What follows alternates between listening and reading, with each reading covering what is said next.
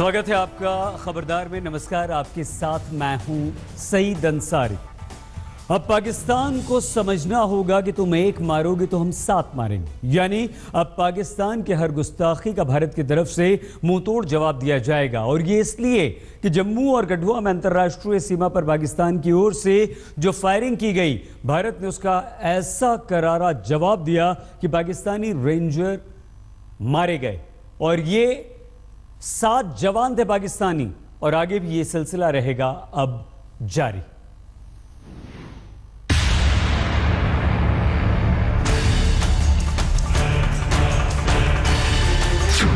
कान खोलकर सुन लो पाकिस्तान।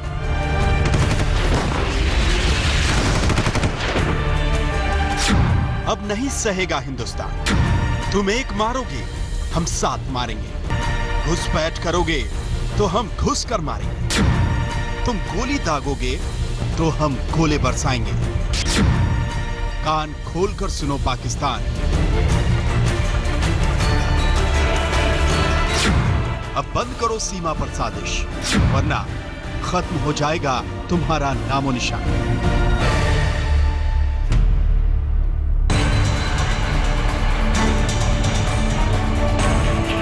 सीमा पर चौकसी कोई नई बात नहीं है, हर वक्त रहती है। लेकिन कुछ तो नया है। नया है जोश, नया है जज्बा, और नए हैं तेवर। हमारे जवानों के वो तेवर जो पल भर में पाकिस्तान को उसकी औकात दिखा देते हैं। वो तेवर जो पाकिस्तान को ये बताने के लिए काफी है कि हम शेर हैं और वो गीदड़। वो तेवर जो पाकिस्तान को ये बताने के लिए काफी है कि अब उनकी हर एक नापाक हरकत का 7 गुना जवाब दिया जाएगा।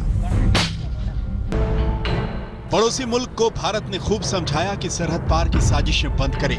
कभी आतंकवादियों को घुसपैठ कराना तो कभी गोलियां बरसाना बंद करे। लेकिन हकीकत यही है कि उसे प्यार की भाषा समझ में नहीं आती। लिहाजा अब यह तय हो चुका है कि पाकिस्तान के हर कदम का मुंह तोड़ और मुकम्मल जवाब दिया जाएगा।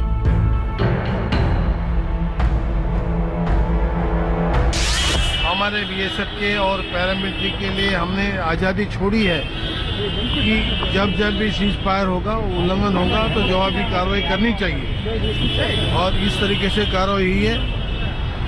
और आगे पाकिस्तान इस तरह के सीज फायर जब जब भी करेगा, हमारा पैरामिलिट्री जवाब देगा।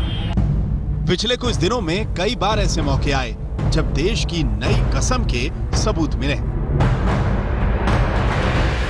लेकिन सबसे ताजा वाकये को सुनकर आपका सीना चौड़ा हो जाएगा। कठुआ में हीरानगर सेक्टर के बोबिया में भारत ने सरहद पार से हो रही फायरिंग का मुकम्मल जवाब दिया। इतना मुकम्मल कि पाकिस्तानी रेंजर्स यानी सीमा सुरक्षा में लगे पाकिस्तानी जवानों के पसीने छूट गए। बीएसएफ ने पाकिस्तानी गोलियों का ऐसा मुंहतोड़ जवाब दिया कि 1 या 2 नहीं बल्कि 7 पाकिस्तानी रेंजर्स मारे गए। साथ ही आतंक का टट्टू भी मारा गया। आतंक के उस टट्टू को पाकिस्तानी रेंजर्स के जवान भारतीय सीमा में घुसपैठ कराने की कोशिश कर रहे थे। बीएसएफ जवानों ने जो किया वो पाकिस्तान को यह बताने के लिए काफी है कि तुम एक मारोगे तो हम 7 मारेंगे। पिछले कुछ दिनों से पाकिस्तान लगातार सरहद पर फायरिंग कर रहा है। 5 दिनों पहले राजौरी में पाकिस्तान की फायरिंग में जवान सुदीश कुमार शहीद हो गए। हमारे जवान न सुदीश का चेहरा भूल पाए न ही पाकिस्तान की हरकत, और जैसे ही मौका मिला 7 पाकिस्तानी रेंजरों को ढेर कर दिया। जाहिर है पाकिस्तान की गुस्ताखी उस पर भारी पड़ेगी। भारत अब और नहीं सहेगा। ये बात पाकिस्तान को तभी समझ में आ जानी चाहिए थी जब हमने उरी हमले का नतीजा देखा। उरी के बाद भारत ने पीओके में घुसकर आतंक के रावणों को मारा और उनकी लंका तहस नहस कर दी। वो तमाचा इतना जोरदार था कि पाकिस्तान उसकी चोट को न उगल पाया न निगल पाया। सर्जिकल स्ट्राइक के बाद पाकिस्तान को सरहद पर साजिशें बंद कर देनी चाहिए थी, लेकिन जो सुधर गया वो पाकिस्तान क्या। सर्जिकल स्ट्राइक के बाद पाकिस्तान इतना बौखला गया कि लगातार सीज फायर का उल्लंघन कर रहा है। अब पाकिस्तान कितनी भी गोलियां चलाए, कितनी भी बार सीज फायर का उल्लंघन करे, हमारे जवानों का हौसला पस्त नहीं होगा। ना ही हमारे जवानों की बंदूकें चुप होंगी और ना ही सरकार पीछे हटेगी। अब पीछे हटेगा तो सिर्फ पाकिस्तान। बस इतना ही मैं यकीन दिलाना चाहता हूं देशवासियों को कि इस देश के मान सम्मान पर आंच नहीं आने देंगे और देश का मस्तक किसी भी सूरत में झुकने नहीं देंगे।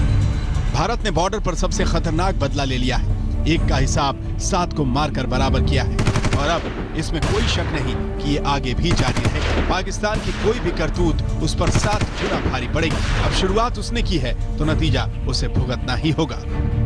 हीरानगर में अश्विनी कुमार के साथ आज तक ब्यूरो। असल में सर्जिकल स्ट्राइक के बाद से ही पाकिस्तान बौखला गया है और बौखलाहट भी ऐसी कि वो करीब करीब हर दिन सीमा पर फायरिंग कर रहा है, मोर्टार दाग रहा है। हालांकि सीमा पार से फायरिंग पहले भी होती रही थी, लेकिन पिछले कुछ दिनों में बॉर्डर पर पाकिस्तान की साजिशें काफ़ी बढ़ गई हैं। पाकिस्तान की फायरिंग की वजह से सीमा पर हमारे जो गाँव हैं वहाँ पर दहशत है, लेकिन पाकिस्तान के खिलाफ ज़ोरदार गुस्सा भी है।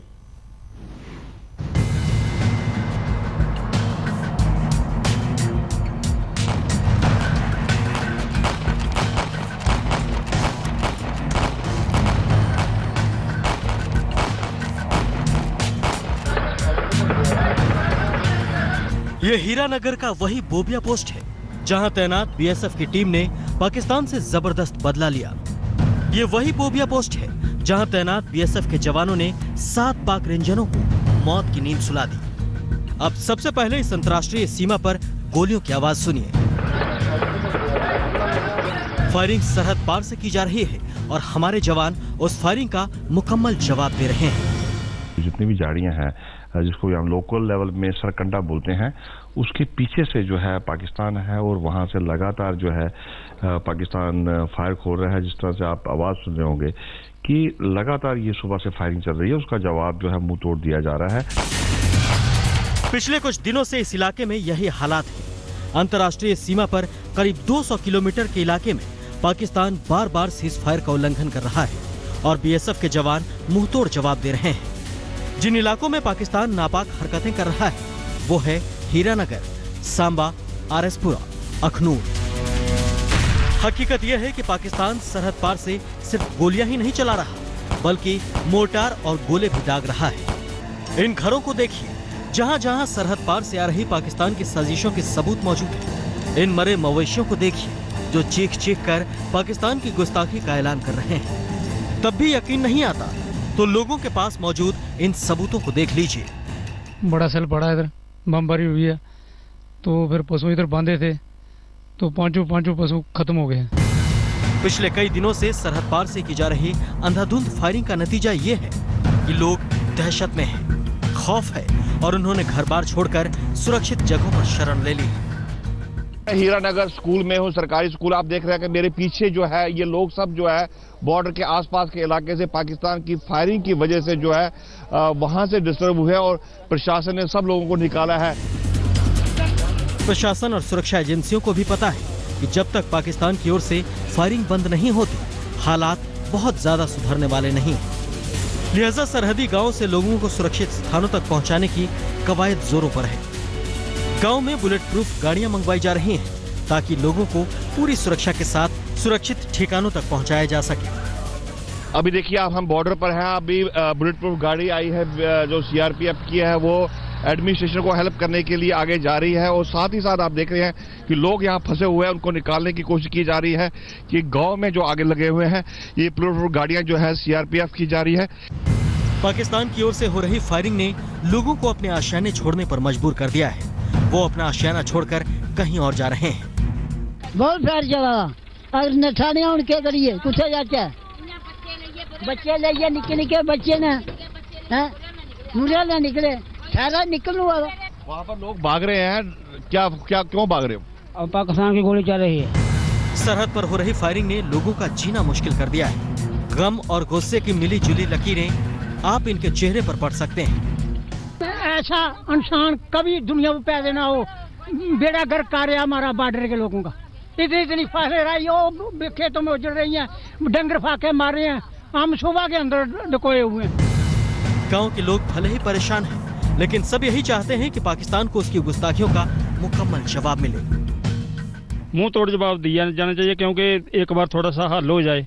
इधर तो दूसरे दिन हर परेशानी है, स्कूल बंद, गांव वाले इधर बॉर्डर एरिया के लिए कोई सहूलत नहीं है, 10 गांव को बता देते हैं कि आप फलाने स्कूल में जाओगे, कैसे लोग रह सकते हैं उधर, इसलिए हल ही हो जाए तो ठीक है। खेती बाड़ी है इधर, बाकी हमारे बीएसएफ वालों ने बहुत जबरदस्त फायर किया, दबा के किया उन्होंने। दरअसल पाकिस्तान इस बार कुछ ज्यादा ही बौखलाया हुआ है, क्योंकि उसकी हर कोशिश नाकाम हो रही है। ऊपर से उसे चोट भी जबरदस्त लग रही है, और अब ऐसा ही होगा। पाकिस्तान की हर साजिश का भारत जोरदार जवाब देगा। अश्वनी कुमार, आरएसपुरा, जम्मू, आज तक। पाकिस्तान की तरफ से फायरिंग का उद्देश्य आतंकवादियों को घुसपैठ कराना भी होता है, और यही हुआ 20 अक्टूबर की रात। हीरानगर के बोबिया में फायरिंग के आड़ में आतंकवादी घुसपैठ की कोशिश की गई, लेकिन उसे हमारे बीएसएफ के जांबाजों ने नाकाम कर दिया। इसके बाद पाकिस्तानी रेंजर्स के जवान ऐसे बौखलाए कि उन्होंने बोबिया में तैनात बीएसएफ के एक जवान को अपना निशाना बनाया। पाकिस्तानी फायरिंग में गुरनाम सिंह बुरी तरह से घायल हुए। गुरनाम के घायल होने के बाद बीएसएफ ने 7 पाकिस्तानी रेंजर्स को ढेर कर दिया, मार गिराया।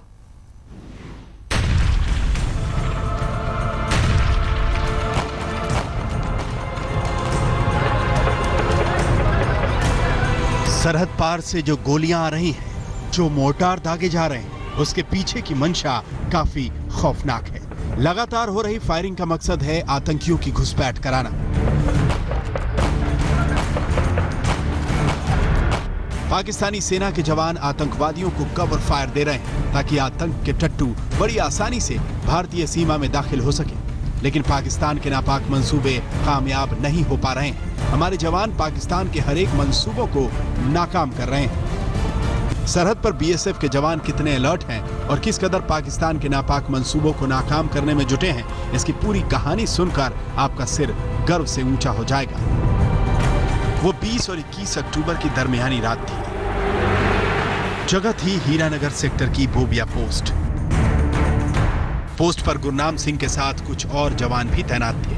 तभी उन जवानों को कुछ आतंकवादी पाकिस्तान की ओर से भारतीय सीमा में दाखिल होते हुए दिखाई दिए। आतंकवादियों को देखते ही बीएसएफ के स्नाइपर गुरनाम सिंह को गुस्सा आ गया और उन्होंने पाकिस्तान के टट्टुओं को ललकारा।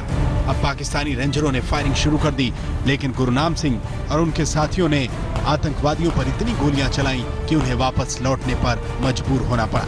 हमारे जवानों ने एक आतंकवादी को पूरी तरह घायल भी कर दिया। गुरनाम सिंह और उनके साथियों के पलटवार से पाकिस्तानी रेंजर इस कदर बौखलाए कि बदला लेने की ठान ली। अगले दिन यानी 21 अक्टूबर की सुबह पाकिस्तान की ओर से बोबिया पोस्ट पर भारी गोलीबारी शुरू हो गई। पाकिस्तानी जवानों के निशाने पर थे गुरनाम सिंह, जिन्होंने आतंकवादी घुसपैठ की कोशिश को नाकाम कर दिया था। इस बार पाकिस्तान अपने मंसूबे में कामयाब हो गया। पाकिस्तान की ओर से आ रही गोली गुरनाम को लगी और वो घायल हो गए। गुरनाम बहादुर हैं, उन्होंने पाकिस्तान के नापाक इरादों पर पानी फेर दिया, लेकिन अभी खुद जिंदगी की जंग लड़ रहे हैं। गुरनाम अस्पताल में है और उनका पूरा परिवार उनके जल्द ठीक होने का इंतजार कर रहा है। एक बहन, एक दादी और तमाम रिश्तेदार और बेजुबान तोता, ये सब गुरनाम को बुला रहे हैं। सब चाहते हैं कि गुरनाम सिंह एक बार फिर वर्दी में घर आएं और अपनी जांबाजी के किस्से सुनाएं।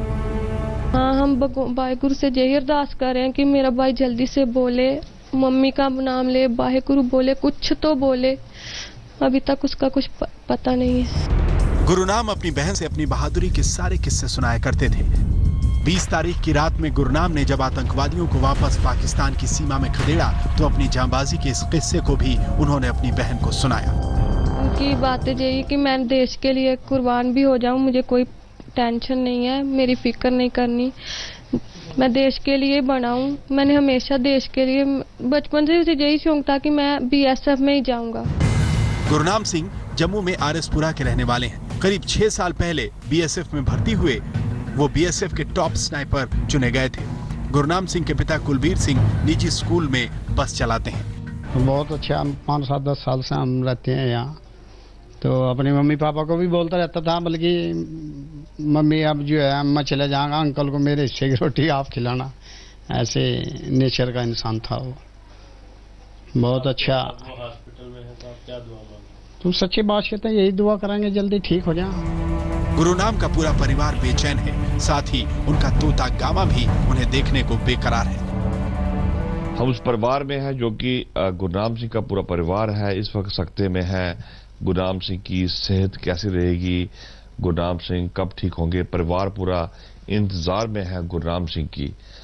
और उनका परिवार है, उनकी नानी है, उनकी सिस्टर है और उनका परिवार के सबसे है। उससे ज्यादा जो सबसे ज्यादा जो परेशान है गुरनाम सिंह का जो तोता है गामा। कुछ साल पहले इस गामा में घर में लाया था और वो लगातार गुरनाम सिंह को सुबह से ढूंढ रहा है। गुरुनाम पर पाकिस्तान ने जो गोली चलाई, हमारे जवानों ने उसका बदला ले लिया। 7 पाकिस्तानी रेंजरों को मार गिराया। अब पूरे देश की बस यही दुआ है कि गुरुनाम जल्द ठीक हो जाएं और फिर से पाकिस्तान को सबक सिखाने के लिए बोबिया पोस्ट पर तैनात हो जाएं। अश्विनी कुमार, आरएसपुरा सेक्टर, जम्मू, आज तक। जम्मू से करीब 120 किलोमीटर दूर अंतर्राष्ट्रीय सीमा पर एक इलाका है चोर गली। यह इलाका आतंक की चोर गली है। इस इलाके में अक्सर घुसपैठ की कोशिशें होती रहती हैं और इस बार जो घुसपैठ की कोशिश हो रही थी वो इलाका चोर गली से महज 5 किलोमीटर की दूरी पर है, लेकिन हमारे जवानों ने उस कोशिश को नाकाम कर दिया।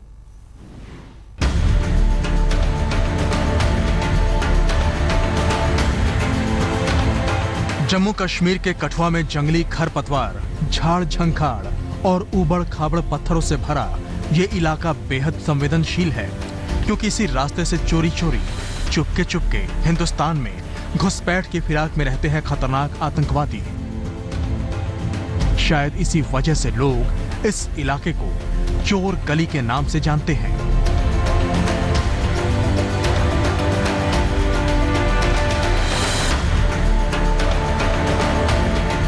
आज तक ने 7 अक्टूबर को आतंक की इसी चोर गली का खुलासा किया था।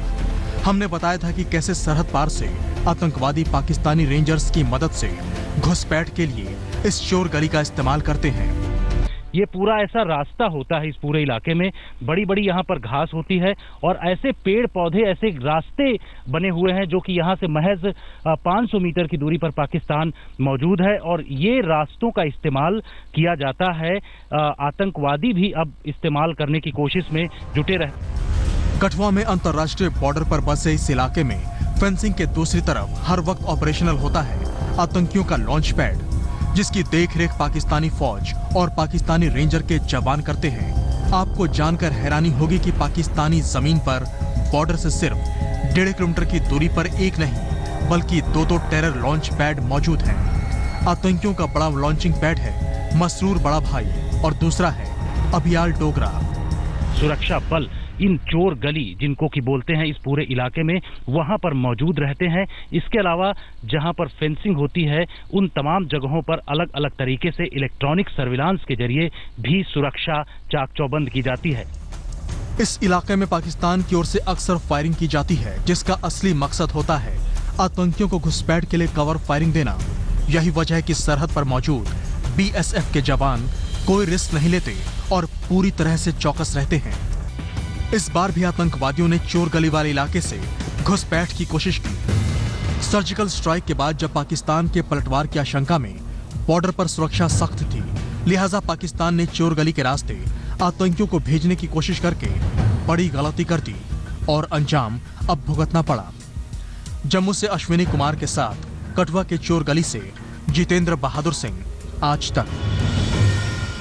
आज करण जौहर ने राहत की सांस ली होगी और ले रहे होंगे। आज वो चैन से सोएंगे भी, क्योंकि उनकी फिल्म मैं दिल है मुश्किल के रिलीज का रास्ता अब साफ हो चुका है। फिल्म तय वक्त से ही यानी कि 28 अक्टूबर को ही रिलीज होगी। हालांकि ये सब कुछ इतनी आसानी से नहीं हुआ है। महाराष्ट्र के मुख्यमंत्री के घर पर एक बैठक हुई और एक डील में यह तय हुआ कि 3 शर्तों के साथ फिल्म रिलीज होगी। एक शर्त उसमें यह भी है कि करण जौहर आर्मी फंड में 5 करोड़ रुपए का दान करेंगे। ऐसा कहा जा रहा है कि ये महाराष्ट्र नवनिर्माण सेना की हफ्ता वसूली का एक स्टाइल है। त्यामुळे आम्हाला तुम्ही लिहून द्यावं की याच्या पुढे आम्ही एकही पाकिस्तानी कलावंत याच्या पुढे आम्ही आमच्या चित्रपटात घेणार नाही। सीएम आवास पर मीटिंग के बाद 2 सुर भी सुनाई दिए। एक और जहां महाराष्ट्र नवनिर्माण सेना के चीफ राज ठाकरे ने कहा कि बैठक में उनकी 3 मांगों को मान लिया गया, वहीं प्रोड्यूसर गिल्ड के अध्यक्ष मुकेश भट्ट ने कहा कि फिल्म की रिलीज के लिए 3 प्रस्ताव रखे थे, जिस पर सहमति बनी और रिलीज का रास्ता साफ हुआ। Karan Johar has very graciously suggested, offered to put a slate honoring the martyrs of Uri before the film begins, even before the slate of his dear father, Mr. Yash Johar, comes. Mr. Karan Johar has offered, and also a lot of producers who are going to contribute to the Army Welfare Fund. चित्रपट सुरू होण्याच्या अगोदर म्हटलं त्यांनी एक पाठी टाकावी की आम्ही उरीतल्या किंवा आजपर्यंत शहीद झालेल्या आम्ही जवानांना श्रद्धांजली अर्पण करतोय. त्याच्यामुळे आम्हाला तुम्ही लिहून द्यावं की याच्या पुढे आम्ही एकही पाकिस्तानी कलावंत, टेक्निशियन, सिंगर याच्या पुढे आम्ही आमच्या चित्रपटात घेणार नाही. मी म्हटलं की प्रत्येक प्रोड्युसरने 5-5 कोटी रुपये आर्मी वेलफेअर फंडाला द्यावे. अपनी मेगा स्टारर फिल्म की रिलीज का रास्ता खुलने से करण जौहर की जान में जान आई. पाकिस्तानी कलाकार फवाद खान की वजह से फिल्म का विरोध करने वाली राज ठाकरे की पार्टी एमएनएस ने भी अब विरोध छोड़ दिया है. एक नजर 28 अक्टूबर को मिलने वाली रिलीज की सहूलियत के 3 फॉर्मूले पर भी डाल लीजिए. रिलीज का फॉर्मूला नंबर 1, बॉलीवुड पाकिस्तानी कलाकारों को काम नहीं देगा. रिलीज का फॉर्मूला नंबर 2, फिल्म शुरू होने से पहले उरी के शहीदों को श्रद्धांजलि दी जाएगी. रिलीज का फॉर्मूला नंबर 3, फिल्म की कमाई से सेना फंड में 5 करोड़ का दान. हालांकि सवाल यह भी उठ रहा है कि क्या राज ठाकरे ने जबरन करण जौहर को समझौते के लिए मजबूर किया कि आर्मी फंड में 5 करोड़ का दान देने की सहमति के अलावा अंडर द टेबल भी करोड़ों की कोई डील हुई है. क्या मुख्यमंत्री फडणवीस भी एमएनएस की धमकी पॉलिटिक्स से डर गए? क्या फिल्म को रिलीज से रोकने के लिए किसी पार्टी की धमकी को ध्वस्त करने की जिम्मेदारी राज्य की नहीं है? क्या किसी फिल्म के रिलीज का रास्ता साफ करने की पहल एक मुख्यमंत्री के लिए करना सही है? अगर 3 शर्त एमएनएस के थे तो अब तक उन्होंने सामने क्यों नहीं रखी? आज तक के मंच मुंबई मंथन पर देवेंद्र फडणवीस साहब से भी सवाल दागा गया. सुनिए क्या कह रहे हैं मुख्यमंत्री साहब. कानून तोड़ने की धमकी देना एक और चीज है. आप भारत के बहुत बड़े राज्य के मुख्यमंत्री हैं, कानून व्यवस्था आपके जिम्मे है. लोग धमकी देते हैं कि आप अगर फिल्म रिलीज करोगे हम आपको पीट देंगे. ऐसे में मुख्यमंत्री का, कमिश्नर का दायित्व बनता है कि वो इंश्योर करे कि कोई कानून तोड़े ना. लेकिन जो आदमी कानून तोड़ने की बात कर रहा है, गुंडागर्दी कर रहा है, उसको बातचीत में बुला के निगोशिएशन में बैठाना कि एक स्टेक होल्डर है, इसकी भी राय सुन लो, अगर हम नहीं मानेंगे तो मारपीट करने लगेगा, इसकी बात सुन लेते हैं, आइए बैठिए, इसको बैठाना. इस तरीके से जो आदमी धमकी दे रहा है और जिसको धमकी दी जा रही है, दोनों के बीच में बातचीत करना आपकी जिम्मेदारी तो ये थी कि आप कहते कि कानून तोड़ के दिखाओ, मैं तुम्हें दिखाता हूँ कानून क्या होता है. देखिए, मुझे लगता है कि लोकतंत्र में चर्चाओं से बात सुलझते हैं. हम कमजोर नहीं है.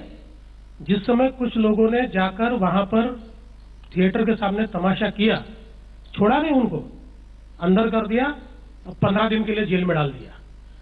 और यह साफ शब्दों में कहा, भाई बातचीत से चीजें निपटनी चाहिए, क्यों एक दूसरे को हम इस प्रकार से उचकाने का काम करें. आज तक के मंच पर एमएनएस के फायर ब्रांड महिला नेता शालिनी ठाकरे भी पहुंची. उन्होंने फिर से वही कहा, बॉलीवुड की सेहत के लिए पाकिस्तानी कलाकारों को काम ना देना ही अच्छा है. मैं बोल रही हूँ कि पिछले कुछ 3-4 साल से, स्पेसिफिकली 3 साल से हमने ये मुद्दा नहीं उठाया कि समझो ताल्लुकात अच्छे होते हैं तो बीच में ये रुकावट नहीं आनी चाहिए.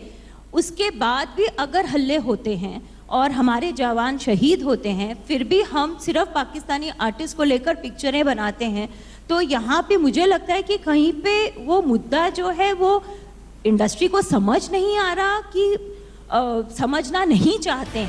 क्या सिर्फ आर्मी के फंड में 5 करोड़ के दान से ही राज ठाकरे मान गए या फिर डील के अंदर की खबर कुछ और है? हालांकि बॉलीवुड में पाकिस्तानी कलाकारों के काम करने को लेकर सिल्वर स्क्रीन में बंटवारा हो चुका है. बहस स्वतः राष्ट्रवादिता और जबरन राष्ट्रवादिता को लेकर होने लगी थी. आज तक के मंच मुंबई मंथन पर भी इस मुद्दे को लेकर बॉलीवुड से लेकर राजनीतिक दिग्गजों ने अपनी राय रखी. दिल है मुश्किल के मुश्किल खत्म होने का चमत्कार हुआ देवेंद्र फडणवीस के सरकारी घर पर. लेकिन हैरान करने वाली बात यह है कि 28 अक्टूबर को फिल्म रिलीज के विरोध में खड़ी राज ठाकरे की महाराष्ट्र नवनिर्माण सेना एकदम से कैसे मुलायम हो गई. मुख्यमंत्री के घर पर ऐसा क्या हुआ कि राज ठाकरे फिल्म रिलीज करने पर हामी भरने के लिए तैयार हो गए. एक बात तो सामने आ चुकी है कि करण जौहर आर्मी फंड में 5 करोड़ रुपए का दान करेंगे। लेकिन कहा यह भी जा रहा है कि राज ठाकरे ने जबरन अपनी शर्तों को करण जौहर पर थोपा है। यहाँ तक कि इसे हफ्ता वसूली तक का नाम दिया जा रहा है। इस तथ्य के पीछे दलील दी जा रही है कि शुरू से ही एमएनएस अंजाम भुगतने की धमकी दे रही थी। अगर पाकिस्तानी कलाकारों को लेके कोई फिल्म अगर रिलीज होती है तो इसका विरोध हम करेंगे, जरूर करेंगे। और मैं आपके चैनल के माध्यम से इन सारे प्रोडक्शन हाउसेज और निर्माताओं को ये कहना चाहूँगा कि कोई भी इसके आगे देश हित की भावना को सामने रखे, जनता के इस रोष को सामने रखते हुए फिर भी कोई अगर पाकिस्तानी कलाकारों को लेकर अगर कोई फिल्म बनाता है या कोई शो बनाता है तो इसका विरोध जरूर होगा, उनका भी विरोध होगा। उनका कोई भी काम यहाँ पे हम चलने देंगे। शाहरुख खान कान पकड़ के कहते हैं इंटरव्यू में, अब मैं कुछ नहीं बोलूंगा, कभी नहीं बोलूंगा।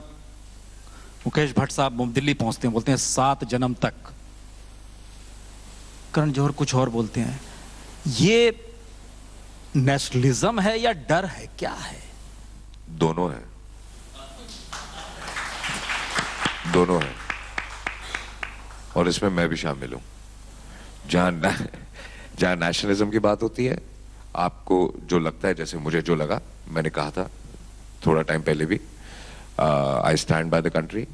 पॉलिटिक्स जहां आता है वहां पे एक इंडस्ट्री वाला जो वो थोड़ा डरता है।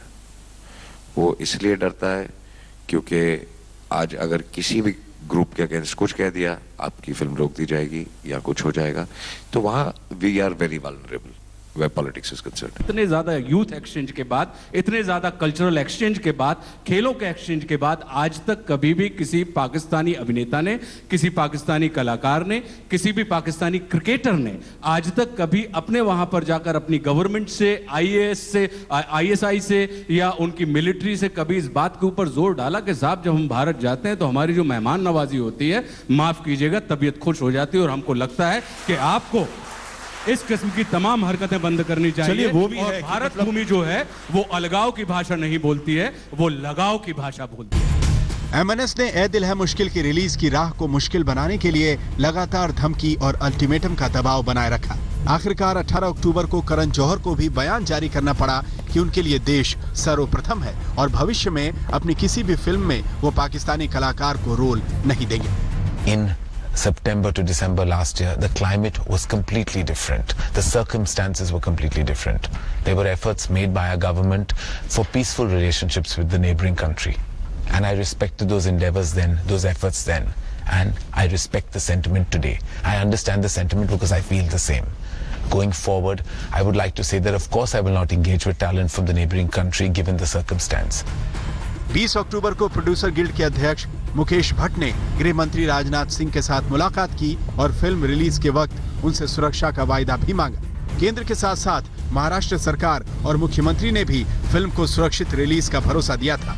लेकिन इन सारी कवायद के बावजूद एमएनएस की धमकी पॉलिटिक्स जारी रही।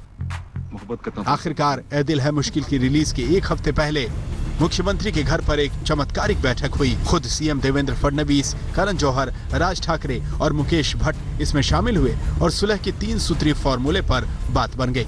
फिल्म रिलीज के बदले सेना फंड में 5 करोड़ रुपए जमा कराने के पीछे राज ठाकरे की जो भी मंशा रही हो, लेकिन ये दाम उनके लिए ही उल्टा पड़ता हुआ दिखाई दे रहा है। कई वरिष्ठ सैन्य अधिकारी और रिटायर्ड सैन्य अधिकारी इससे परेशान हैं। वरिष्ठ सैन्य अधिकारियों ने कहा है कि सेना को राजनीति में न घसीटा जाए। आर्मी फंड में स्वेच्छता से दान करना ही सही है, जबरन दान कराना सही नहीं है और नहीं चलेगा। रिटायर्ड लेफ्टिनेंट जनरल सैयद अता हुसैन ने कहा कि सेना का राजनीति से कोई लेना देना नहीं, जबकि retired air vice marshal Manmohan Bahadur ने ट्वीट में कहा कि सेना को जबरन कराया गया दान क्यों स्वीकार करना चाहिए। उन्होंने कहा कि जबरदस्ती का दान लेकर सेना को भ्रष्ट नहीं होना है। जाहिर है राज ठाकरे की शर्तों से सेना के वरिष्ठ अधिकारी घुटन महसूस कर रहे हैं। 5 करोड़ रुपए के इस दान को सेना ने भ्रष्ट दान कहा है। बॉलीवुड और पाकिस्तानी कलाकारों का नाता पुराना है। पड़ोसी देश के गायक और अदाकार भारत में अरसे से काम कर रहे हैं। जितना पुराना कड़वा नाता पाकिस्तान और भारत के बीच है, करीब करीब उतना ही पुराना नाता बॉलीवुड और पाकिस्तानी कलाकारों का भी है। लेकिन इन दिनों पाकिस्तानी कलाकारों का विरोध मुखर हो रहा है। यह सिलसिला लंबे समय से जारी है। बीते साल अक्टूबर में शिवसेना ने गजल गाया गुलाम अली के कार्यक्रम का विरोध किया था। पुणे में होने वाले इस कार्यक्रम को आखिरकार कैंसिल कर दिया गया था। अप्रैल 2015 में शिवसेना के निशाने पर पाकिस्तानी संगीतकार और गायक आतिफ असलम आए। इससे पहले अगस्त 2013 में शिवसेना ने पुंछ आतंकवादी हमले के बाद सभी पाकिस्तानी कलाकारों का विरोध करते हुए उन्हें देश छोड़ने को कह दिया था। मार्च 2013 में शिवसेना के विरोध के चलते पाकिस्तानी सूफी गायिका सनम मारवी का कार्यक्रम नहीं हो सका था। अगस्त 2012 में आशा भोसले को भी राज ठाकरे का विरोध झेलना पड़ा था। वो पाकिस्तानी कलाकारों के साथ एक टीवी शो में काम कर रही थी। और अक्टूबर 2010 में शिवसेना ने वीना मलिक और बेगम नवाजिश अली का भी बॉलीवुड में विरोध किया था। अब ये मामला इस मोड़ तक आ पहुंचा है कि फिल्म निर्माताओं को राज ठाकरे को ये वचन देना पड़ रहा है कि वो भविष्य में किसी भी पाकिस्तानी कलाकार को काम करने का मौका नहीं देंगे। खबरदार में आज के लिए बस इतना ही, लेकिन देश और दुनिया के हर अहम खबर के लिए आप बने रहिए हमारे साथ और देखते रहिए आज तक।